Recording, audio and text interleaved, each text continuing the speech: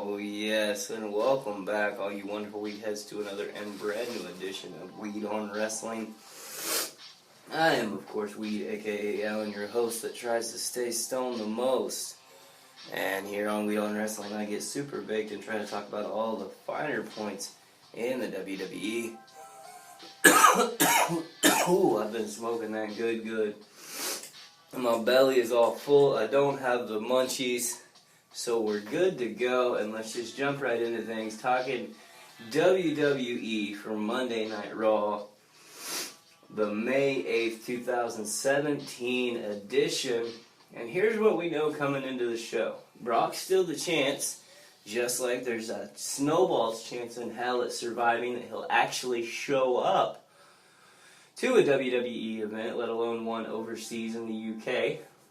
Hardys are still the tag team champs. Speaking of which, there's some sort of a tag team elimination match or something like that to figure out who the new number one contender is. I'll get into that here in just a little bit. Alexa Bliss, she's still your women's champion. Bayley is owed a rematch. Dean Ambrose, he's your Intercontinental Champion. Miz gained a chance at a title shot last week. It was set to be at the next pay-per-view, and like I said about the tag team division, I'll get into this one later on as well. Seth Rollins, Samoa Joe, they're still beefing. Okay, I guess. Not that I care, but we do still have that Braun Strowman Roman Reigns angle to think about. Seth Rollins, like I said, still feuding with Samoa Joe. Plus, we have that purple rope stuff with Neville as still your Cruiserweight champion.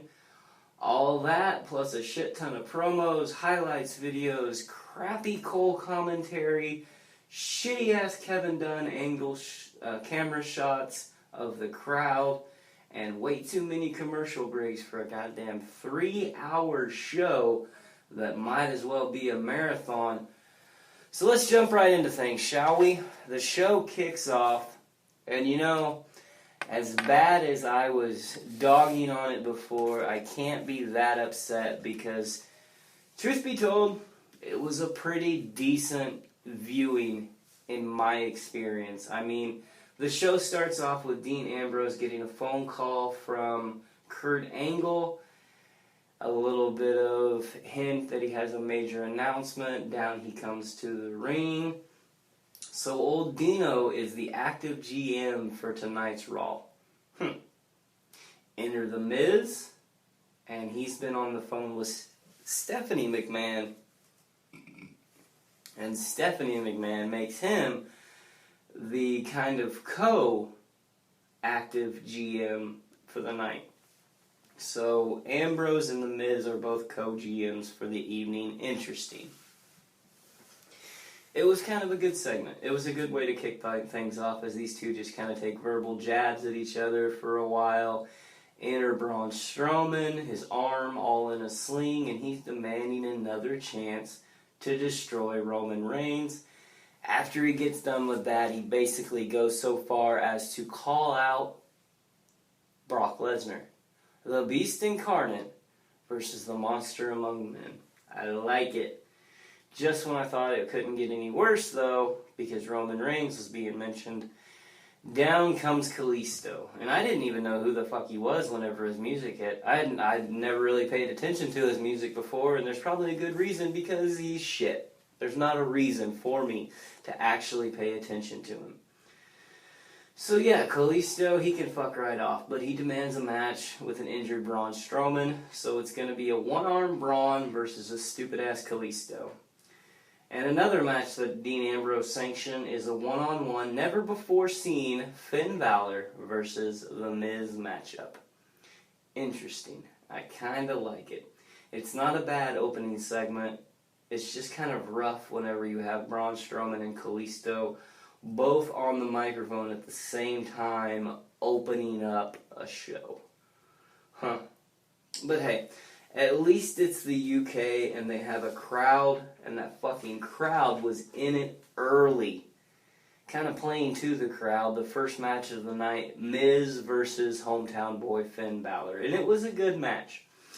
Nice contrasting of styles between Miz, where he's kind of safe and conservative, and then you have the all-out style of Finn Balor. It was good. Miz, he held his own, while Finn Balor, he's going to be full of flair. It was just a solid, opening match. Yeah, we had that segment earlier, but as far as in-ring styles and in-ring technicians, these were a good two to actually start things off with. Yeah, and it fed into their already hyped UK crowd with the great showing of their hometown boy, Finn Balor. And Maurice, she's going to keep in fine heel fashion, working and interfering with the ref, distracting Finn Balor, things like that. Here's my question, though, throughout all of it. And the question has been posed before, but I just have to elaborate on it a little bit. With the curb stomp of Seth Rollins being banned, the punt of Randy Orton is banned, shots to the head, basically, kicking soccer style to the head has been banned. How is the running kick that Finn Balor does on the apron to the side of his opponent, this time it was The Miz, to the side of their head while they're standing on the floor, how is that move still legal? If you think about it, with the punt being banned for Orton, it's basically the same move. One, he's on his hands and knees getting up and you kick him in the side of the head. The other one, he's standing and you kick him in the side of the head. Which is worse? I mean, they're still being kicked in the side of the head. A boot to the head is a boot to the head. That's all I'm saying. Anyway, Miz shoves Finn Balor into the ref, and as he was acting like, your interim GM, he disqualifies Finn Balor. And yeah, Miz appears to be the victor. But enter Dean Ambrose and makes it a no disqualification match, also banning Maurice from ringside. It was good. And yeah, it was good. The match is restarted, Finn Balor dominates, and he picks up the victory. It was a nice little match. Balor picking up the victory, that was a good thing over The Miz. And there was a random Alexa Bliss and Nia Jax promo shoot backstage, and you know what? It was actually good. It was nice to see Nia Jax kind of painted in a different shade of darkness. I liked it. It had one of the elements of, well, I'm just going to befriend the bully so she'll protect me. I really dig it. I really, really enjoyed that. It was nice to see Nia Jax different. It kind of gave her some depth to her overall character by befriending Alexa Bliss. And I like that. Speaking of Alexa Bliss, she was in a match versus Mickie James. Alexa comes down with her new best friend, Nia Jax. Enter Mickie James with, I guess, Bayley as her friend in tow this week. Whatever. And it was a good enough match. I mean, it served its purpose, I suppose. Solid in-ring work. Both Bliss and Mickie James look good. But Bliss still seems to just be in a kind of a class of her own with her selling ability, her talkative Jericho-esque style of in-ring tactics, as well as the fact that she's just fun to fucking watch. I mean, my eyes enjoy looking at her. Well, I mean, she's hot. That's basically what I'm getting at. Yeah, she purty. She purty. But yeah, Bayley, Nia Jax, they just kind of flub around and fight on the outside. Alexa Bliss picks up the victory. Bayley somehow gets away from Nia Jax and chases after her. Bliss hightails it to the back. Like I said, Bayley chased her out to the back as well. And then Nia Jax basically destroyed Mickie James in the ring.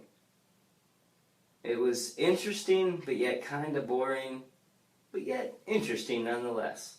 Like, can that be shades of interesting, boring, interesting? Because maybe it'll add storyline, further development for not only Nia Jax, but Mickie James, because now them two will be feuding. And yeah, hopefully hopefully we get away from these stupid-ass multiple tag team matches in the women's division where we actually have feuds and storylines, and who knows, perhaps maybe on down the line, a women's Intercontinental Championship or a women's tag team championship. Things to think about, future developments to, storylines. Next up, we get a great Dean Ambrose and The Miz backstage shot as they're trying to be their good co-general managers and get along with each other, but yet it was a nice little back and forth. And The Miz, he gets on his little high horse and makes a match for Dean Ambrose versus Bray Wyatt later on the night. I dig the active GMs on Raw making matches and appointing things to actually happen. Speaking of things that are actually happening, we get this Joe getting interviewed by Charlie backstage, and in flies in Seth Rollins. Yeah, these two fight for a bit, and then in the back until they're broken up. It continues their feuds. The possibilities from this moving forward, there's a lot of them because they sanctioned a match for them later on in the evening. But then moving forward, you have to think about maybe they can do it in a cell. Maybe they can have a no DQ. Maybe they can do a backstage brawl. Possibilities are endless with these two. For the third match of the night, we get Kalisto versus a one-armed Braun Strowman. It appears that Braun isn't going to fight at the beginning, and then the bell is rung. Kalisto runs over like he's going to attack Braun. Braun boots him. Basically just beats the fuck out of Kalisto for a while. Enter Roman Reigns. Fucktard himself showed up. Exactly what no one wanted. Two injured dudes attempting to fucking fight. And to make matters even worse, it involved Roman Reigns. So yeah, you automatically know that I ain't enjoying it whatsoever. Braun, he retreats to the back as if he's wounded, and Roman Reigns stands all tall in the ring holding a chair in his hand. So basically what we're getting at here is Braun's push, it's over. Braun's push to the top is over. Roman Reigns continuing to bury people in his fucking pointless push, this undeserved push, his tarnished push continues. Why? There's no fucking reason for it whatsoever, other than just to bury any chance that other superstars have of ever headlighting or, perhaps maybe on down the line getting a title shot. It makes no sense to me. And yeah, up next is kind of the intro to some kind of tag team turmoil match to decide the number one contender in the division. Basically how it works is two teams start off. Whenever one team loses, another team gets ushered in. And then it goes on until there's the last two teams. Whoever wins that is your number one contender. Alright, cool. So basically what it means is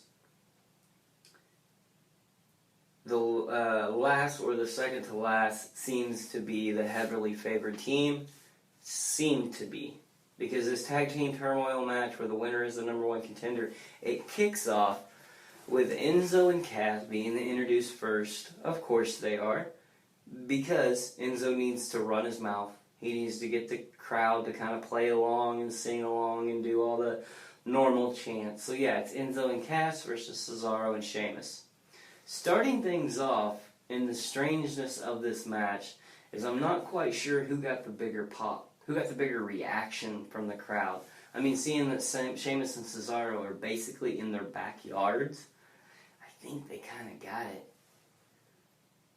Sheamus and Cesaro beat the holy hell out of Enzo. And Cesaro gets him to tap. Enzo and Cass are eliminated. Enter Heath Slater and Rhino.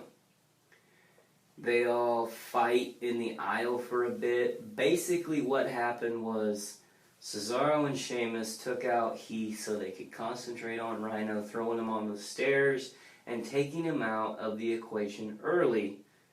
And yeah, these two don't last long at all. Cesaro and Sheamus, they move on. This time the next opponents are Gallows and Anderson. We're halfway through this match now, and it's cool. These four, it was hard-hitting. It was good style. I would love to see more of these four actually in a ring fighting because I think it would be good storytelling. It was fun back and forth for a bit as Gallows and Anderson eventually took the loss and entered the Golden Truth last. R-Truth, Goldust entered last. And yeah, they kind of took the fight to Sheamus and Cesaro. And it was a nice showing by Goldust.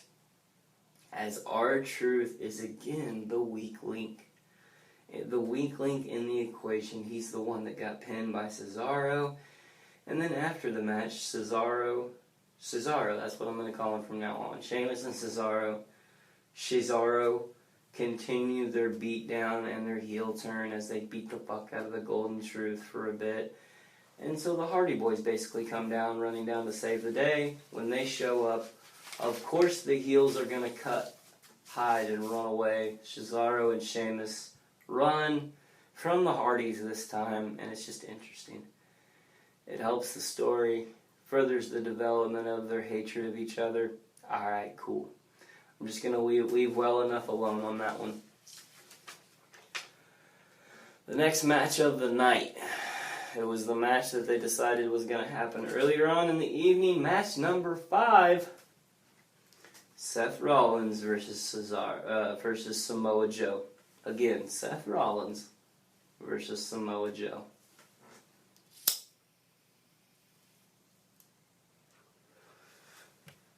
Again, Seth Rollins versus Samoa Joe. Again. Hey, look, it's more of the same old shit segment of the week. Yay! What's everybody's over and under on the number of minutes that Rollins' wrist wrap actually makes it during this fight? I would say match. I would call it a match, but dare I? Because no, this was a fucking fight. It was hard hitting, there were fast moves, quicker reversals, just fun to watch. Two professionals having an allotted time to kind of stretch it out and do their things. To go back and forth and have faith in their counterpart. Good match. Solid ring work. And somehow, after seeing these two fight for over a month now, every single week, I still want more. I mean, neither looked real weak. Both of them had their moments of the match where they seemed to be in dominant fashion. At the end of it, Joe, he just kind of had enough. He had enough of it, and he removes the corner padding, throws Rollins against the exposed turnbuckle, ring the bell, it's over. Rollins wins, gets the win by DQ, but he pays for it afterwards. Joe gets him in the Cobra Clutch or Coyote Clutch or whatever it's called, basically just chokes him out. Chokes out Rollins after the bell, leaves him laying all passed out in the ring. Samoa Joe looks dominant as fuck moving forward.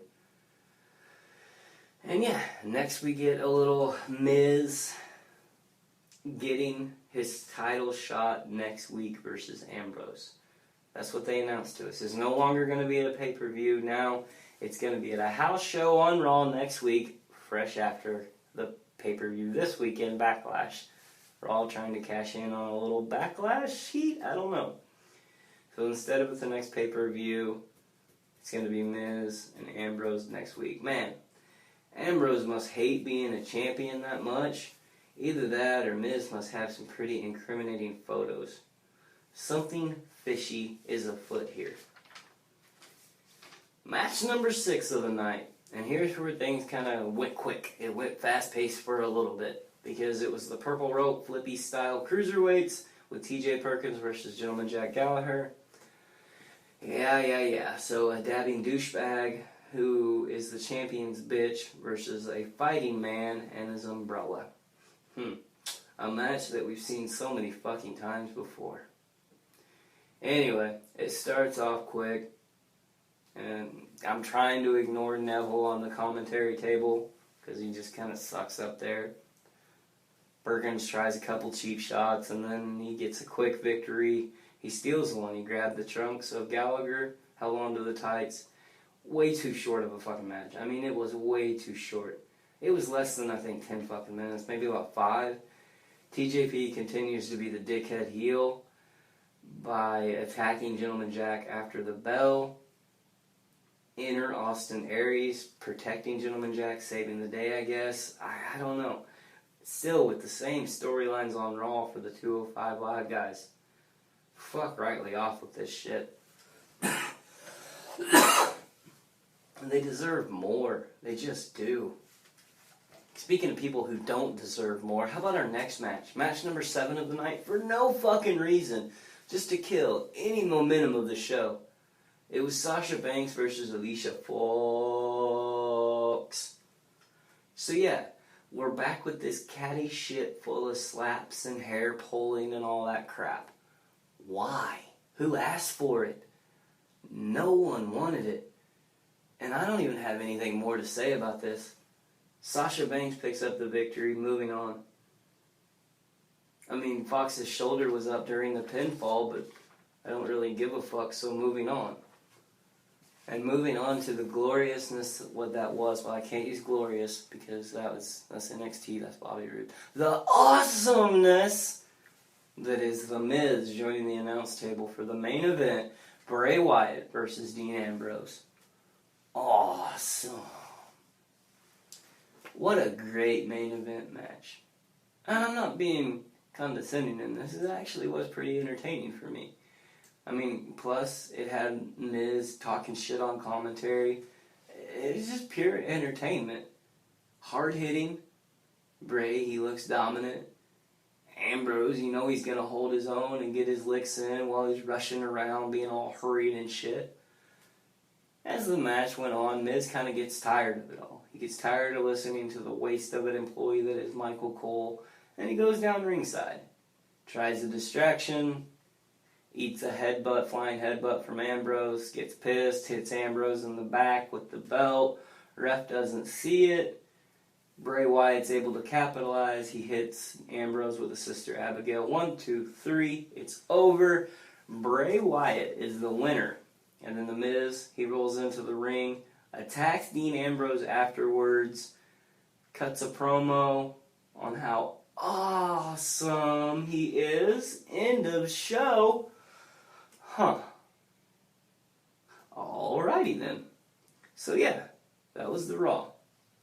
That was the Raw that was, I guess. Of course, my horse. Of course, a horse. Let's get into our shit. The botch of the night. Here's my botch of the night. Anytime Roman Reigns is involved, you know it's going to be there. Roman Reigns blatantly interfered with the Braun versus Kalisto match. However, the bell never rang. Braun was never declared the winner of that match since Roman Reigns, a fucking cheater, he interfered. You botching bitch babies. Braun won that match. My s'more moment of the week? S'more moment of the night, rather. How about, you know what, let's go on a different path. The in-ring work of Sheamus and Cesaro.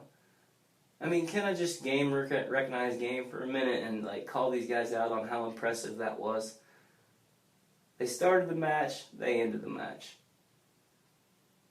30, 40 minutes from the start of the tag team match until the very end. And yeah, I mean, it's impressive. Even at the end, they were still able to pull off some quality moves. So yeah, give me some more of that heart. Give me some more of that never give up mentality. I like it. I dig it. I want some more of it. But what about me? What about Raven, missing superstar of the night? Is there any question? No, it's not Brock. Although he continues to be missing with his damn belt. No, this week, where was our trusty brand new general manager, Kurt Angle? That seemed to be, he just seemed to be kind of mysteriously gone missing this week. So where was our GM? Alright, my overall feeling of the show and, kind of moving forward was, wow, there was a lot of actual in-ring action. I mean, hell, 8 matches this week, and none of them were really that, weak or that blatantly a squash match? Yeah, we had Braun Strowman versus Kalisto, but honestly, did anybody really expect that to be a match? No, that was just a way to usher in Roman Reigns back from injury. We didn't expect the match to take place to begin with. So yeah, it was overall a pretty solid show. Minus that bullshit part where Roman Reigns sucks the momentum out of the arena, or Alicia Fox kills any chance of storyline telling, but yeah, it was good. And it was nice to see some Nia Jax getting depth to her character. Plus, is this the actual end of the Golden Truth as we know it? Is R-Truth and Goldust getting ready to split up? Who knows? A big downside this week was the limited time in only one match that the Cruiserweights got. I get it, though. We had a lot of mid-carder, what they assume is mid-carder Intercontinental Champion picture, Rollins and Samoa Joe, that kind of stuff. They consider them mid-carders, I guess. But yeah, and them in the tag team division, they needed a lot of time this week. They needed a lot of time, about an hour each. So I get it. We were stretched thin. Plus, there's always Alexa Bliss. That's a powerful positive note right there. So yeah, solid show. It moved storylines forward. It helped develop characters. It had some quality in-ring action. Not a whole lot of promos, not a whole lot of backstage shots, not a fuck ton of shitty Kevin Dunn angles. There was a fuck ton of bad Michael Cole commentary, but he's getting better. Him and Phillips, I think, have been working, either that or him and Graves have been working together. But yeah, it was a fun show to watch. Top-notch crowd, that made it better. Shitty announcing makes it worse, but top-notch crowd. Top-notch crowd made it good. Corey Graves is great as always, and I will see you next week, Raw, because it was a good show. Like I said, it was a solid show. That's about all I got to talk about today. I probably ran on and rambled on too much. What do you say we just get the fuck out of here, huh? You can find me at all the normal places. Weed on Wrestling is my Twitter handle, at Weed on Wrestling.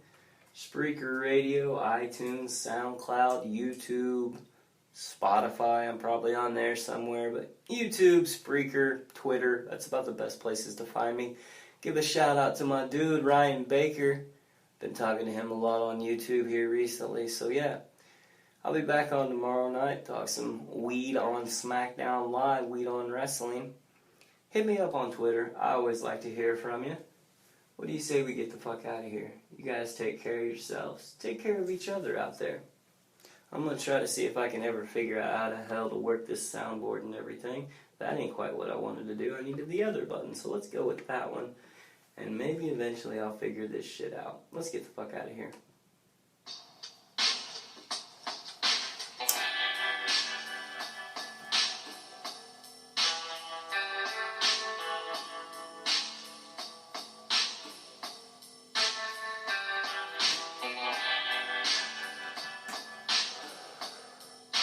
I was surprised at how much actual in-ring performances we got to see. 8 matches this week.